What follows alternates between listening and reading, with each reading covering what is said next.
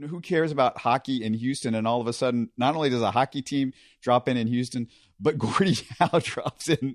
Yeah, well, I didn't cover them. The first year I covered them was the year they moved to the Summit. And at that point, people in Houston cared greatly about hockey. And you know what the best comparison is? When the Rockets opened the Summit, they played the first regular season game in the Summit, first season game of any game. They didn't, because the preseason, the building was not quite ready. They drew 7,500 people.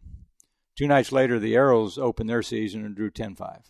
Okay, the Aeros at that point were actually much more beloved than the Rockets were. Not even close, but of course you also had a Gordie Howe playing here, and Gordie had a lot to do with it. And of course he's playing with his sons, and again, great guys, great people. Probably my most memorable year in sports writing, just because the first hockey game I covered was also the first hockey game I ever saw. And quick Gordie story there.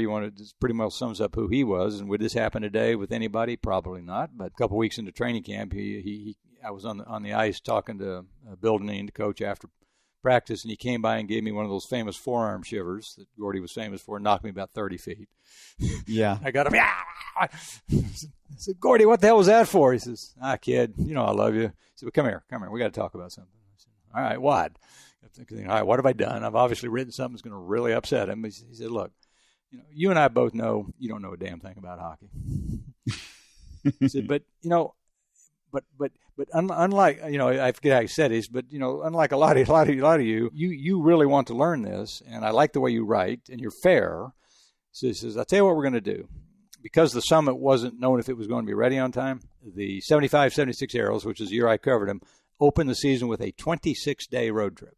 Wow. That's like a Spurs circus trip. But it only encompassed about 6 games. It was just to keep them out of Houston.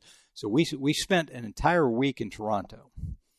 All right, so I'm 23 years old, on an expense account, staying at the Royal York Hotel in Toronto, and Gordie took me to lunch 2 or 3 days in a row. I think we had 2 lunches and then just another rap session where we sat for 3 hours until he told stories. He explained hockey strategy, drew things on napkins, and for me, it was like learning baseball from Babe Ruth. Very special place in my heart for Gordie Howe. Oh, that's unbelievable. And because I was so young, most of the players were so old, I got to know Mark and Marty, the boys, really well, because they were the only guys on the team that was my age. Well, there were a couple others, but Mark in particular was only 18 years old, so I kind of wound up babysitting him a little bit.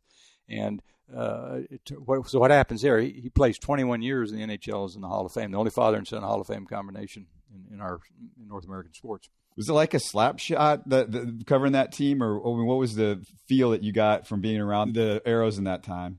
They had a couple clowns, but they were pranksters and they were funny, but there was nothing minor league about the way they approached the game. I mean, there was nobody in that team that would have disrespected either Bill Deneen or Gordie Howe, acting like an idiot. I mean, they had their fun. But that was a great operation. It was a great operation. You're listening to Houston Sports Talk.